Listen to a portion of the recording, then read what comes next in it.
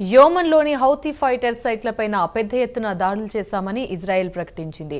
యోమన్ రాజధాని సనాపైన పెద్ద ఎత్తున వైమానిక దాడులు చేయడంతో పాటు అక్కడ విద్యుత్ స్టేషన్లపైన ఇజ్రాయెల్ దాడులు చేసింది. అలాగే అక్కడి పోర్టులు హైడెదా, రాస్ ఇసా పోర్టులపైన దాడులు చేసినట్లు వెల్లడించింది.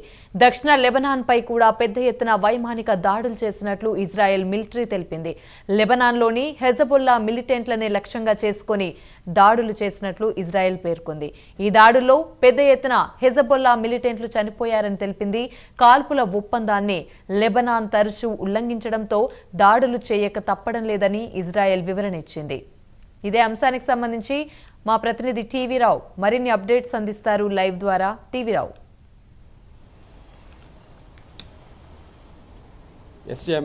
ఇజ్రాయెల్ ప్రత్యర్థులపై దాడుల పరంపర కొనసాగిస్తూనే ఉంది.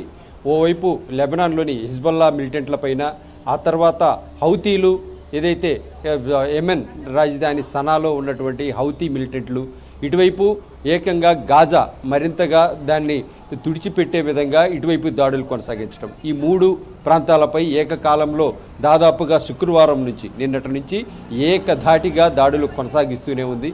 మరి ఈ దాడుల్లో ప్రధానంగా యెమెన్పై గురిపెట్టినటువంటి ఇజ్రాయెల్ ఏకంగా హౌతీ మిలిటెంట్లను లక్ష్యంగా చేసుకుని చేస్తున్నటువంటి వైమానిక దాడుల నేపథ్యంలో పెద్ద ఎత్తున నష్టం, ఏదైతే ఆస్తి నష్టం అయితేనేమి, కొన్ని స్థావరాలు, అలాగే ఆయిల్ ట్యాంకర్లు, అలాగే హొడైదా, రాస్ ఇసా అనేటటువంటి ప్రధాన పోర్టులపైన ఈ దాడులు కొనసాగిస్తూ ఉంది. మరోవైపు చూస్తే హిజ్బుల్లా ఏదైతే దక్షిణ లెబనాన్ ప్రాంతాన్ని టార్గెట్గా చేసుకొని అక్కడ హిజ్బుల్లా మిలిటెంట్లను లక్ష్యంగా చేసుకొని చేస్తున్నటువంటి దాడులు, వైమానిక దాడుల నేపథ్యంలో పెద్ద ఎత్తున అక్కడ కూడా ఏదైతే మిలిటెంట్లను మట్టుబెట్టే లక్ష్యంతో తాము ఈ దాడులు నిర్వహిస్తున్నామని ఏకంగా ఇజ్రాయెల్ ప్రభుత్వమే వెల్లడిస్తోంది.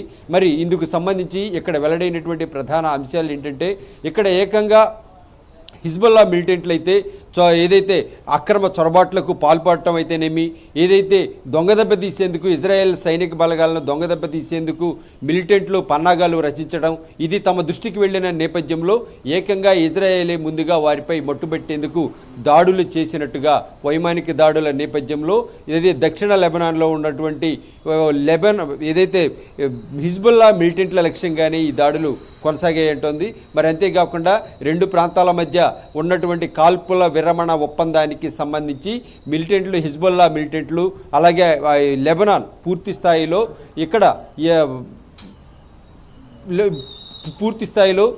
ఇక్కడ ఏదైతే కాల్పుల విరమణ ఒప్పందం అయితేనేమి ఇవన్నీ కూడా ఉల్లంఘించిన నేపథ్యంలోనే తాము ఈ దాడులకు పూనుకున్నామనేటటువంటిది ఇజ్రాయెల్ చెప్తోంది. మరి ఇదే సందర్భంలో గత కొంతకాలంగా కొనసాగుతున్నటువంటి గాజాపై దాడులు కూడా ఇదే విధంగా వెల్లడవుతోంది.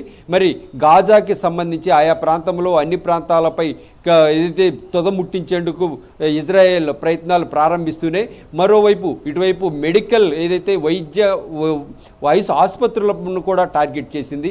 మరి ప్రధానంగా ఇజ్రాయెల్ అయితే కనుక గాజాలో ఉన్నటువంటి ఓ ఆసుపత్రిలో అయితే ఏకంగా ఇప్పుడు ఉన్నటువంటి పరిస్థితుల్లో అక్కడ జనరేటర్లు కూడా పనిచేయటం లేదు, కరెంటు సరఫరా నిలిచిపోయింది.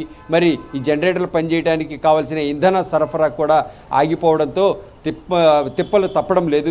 మరి అంతేకాకుండా మరోవైపు చూస్తే మందుల సరఫరా కూడా నిలిచిపోయినటువంటి నేపథ్యంలో గత 24 గంటల్లో ఆసుపత్రిలో దాదాపుగా 21 మంది మరణించారనేటటువంటిది ఇప్పుడు ఏకంగా గాజాలోని ఆసుపత్రి వైద్యులే వెల్లడిస్తున్నటువంటి పరిస్థితి.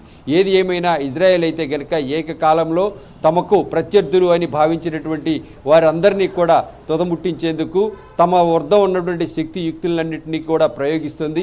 ఓవైపు లెబనాన్, అలాగే గాజా, ఇంకోవైపు చూస్తే యెమెన్ సనా రాజధానిపై కూడా ఇప్పుడు తాజాగా దాడులు చేస్తుంది. మరి ఈ పరిస్థితిని చూస్తే ఏకంగా ఇజ్రాయెల్ అయితే కనుక ప్రత్యర్థులను ఆశాంతం తొదముట్టించేటటువంటి ప్రక్రియలో లీనమైనట్టుగా ఇక్కడ మనకు అర్థమవుతోంది. యామిని. Right, thank you.